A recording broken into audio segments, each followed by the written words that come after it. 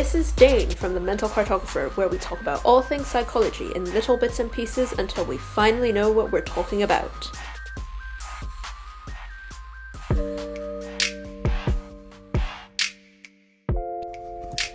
Welcome back to the Mental Cartographer.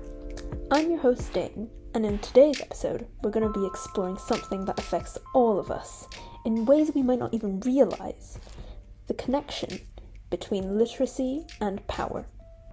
And the thing is, literacy isn't just about being able to read a book or write a shopping list.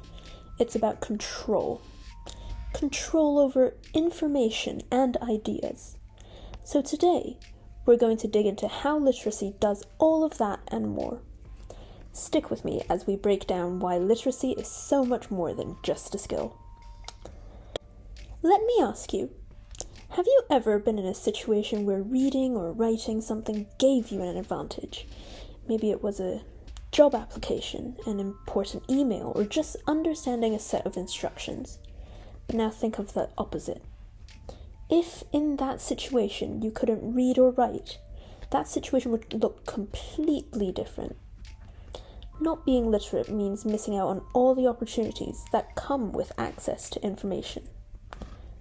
And this is where power comes into play. Historically, being able to read and write meant that you had access to things like legal documents, religious texts, and government policies, things that, for centuries, were locked away as a mysterious object, only for the elite. I mean, think about it. In ancient Egypt, for example, only priests and scribes could read and write, and that gave them incredible control over what information people had access to.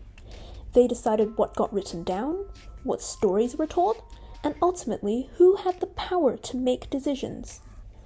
When you control information, you hold this power. And literacy has been a huge way for societies to determine who gets access to that power. Imagine living in a society where the vast majority of people can't read and only a small group can.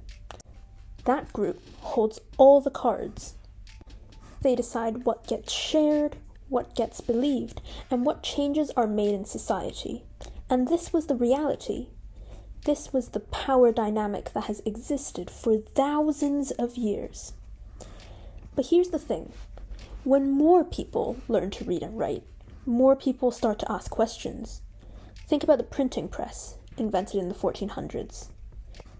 Suddenly, books were available to the masses, and people could start reading ideas that challenged the status quo.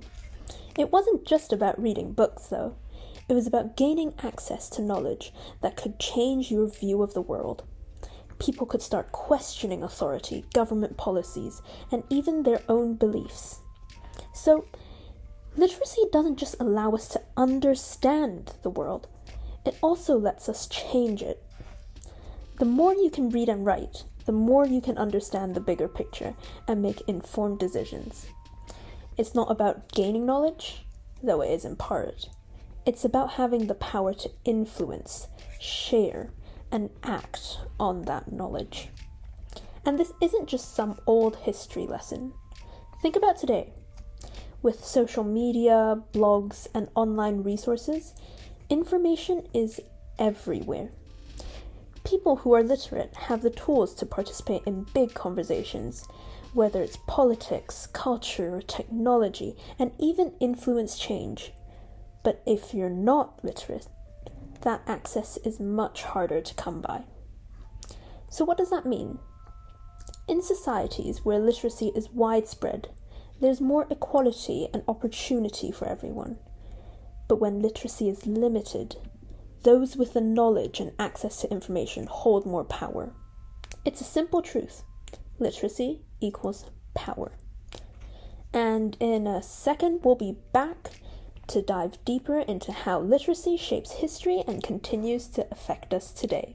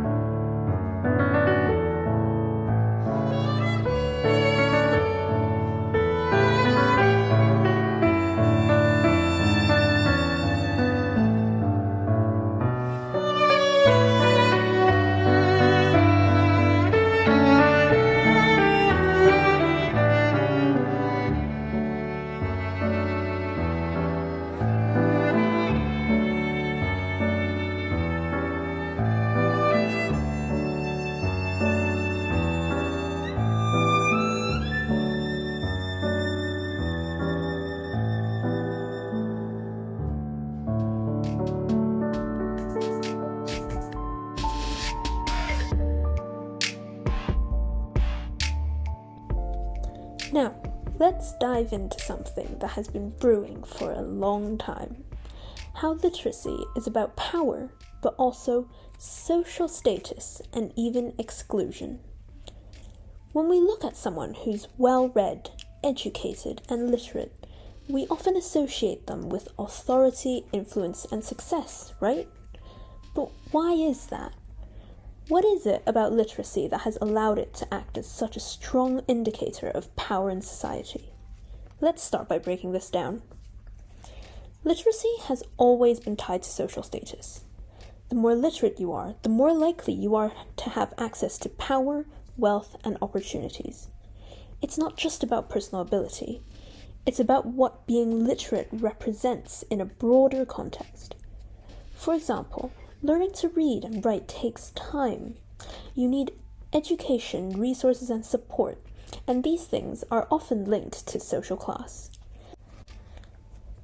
The wealthier and more privileged people are, the more likely they are to have access to quality education. So, when you are literate, you're not just demonstrating your ability to read. You're showing that you have the means and the resources that go beyond basic knowledge. Literacy becomes a symbol of your position in society and a marker of your power. But here's where it gets interesting. There's actually been an argument that written language is more legitimate or authentic than spoken language. Now, bear with me for a second here. What this means is that because written language is standardized, it holds more authority. Written words are often associated with authors who are recognized, trusted, and the individuals who have the power to set rules for language. You don't just write for anyone, you write for an audience. And that audience often expects a certain level of correctness. This idea of written language being superior is nothing new. For centuries, people have associated the written word with authenticity, power, and respectability. Take the example of French patois, for instance. In Old French, patois meant the speech of the illiterate classes. It wasn't seen as a proper language. Today, while patois is just a term for any dialect that's not the standard, it still carries this stigma of being unrefined or less educated. Even though spoken dialects can be rich and meaningful in their own right, they're often seen as inferior to what's written, as written language is considered more legitimate. Let me ask you this. Have you ever felt like the way you speak, or the way people speak around you, reflects where they're from or their social standing? The way we talk can make us feel like we belong to a certain group or class, but sometimes it also excludes us. We see that with certain dialects, languages, or even accents are dismissed because they aren't the standard. This is all pointing towards the idea of an idealization of written language, and this can vary in different cultures. In classical Arabic, for example, the written word was considered more elaborate and more rule-bound, more logical and beautiful. Why? Because it wasn't just language. It was the language of religious scriptures used to convey purity, morality, and connection with the divine. You see, when something is written down, especially in the context of religion, it often takes on a higher level of importance. It's no longer just a casual conversation. It's sacred, permanent, and carries authority. And that's how literacy connects to something greater than just knowledge. It connects to power, authority, and even spirituality. But here's the twist. As much as literacy allows knowledge to spread to more people, it also creates a divide between those who are literate and those who are not. When literacy becomes the standard for accessing power, it shuts out anyone who doesn't meet the requirements. And this has real-world implications. Think back to the time of the French Revolution. I know you weren't born yet, but think back to it. If you didn't meet certain educational standards, you couldn't vote. Literacy tests were also used in the United States to disenfranchise Black individuals. preventing them from voting by demanding they pass literacy exams, despite the fact that many were never even taught to read or write. These aren't just small individual cases. These were deliberate acts that concentrated power in the hands of the literate. The message was clear. If you don't read and write the way society expects, you don't get a say. And this kind of exclusion isn't just a thing of the past, it still happens today. In many societies, still, the wealthier you are, the better your chances are of getting a higher quality education, which leads to better literacy. In turn, this gives you better access to higher paying jobs, better social standing, and therefore, more power. On the flip side, those who don't have access to education or are taught in a system that doesn't value their particular way of speaking are left at a disadvantage. So, what's the solution? The big takeaway here is that literacy is not just a personal skill, it's a tool of power. The ability to read and write gives you the power to navigate the world differently, to challenge existing power structures, and to have a say in the decisions that affect your life.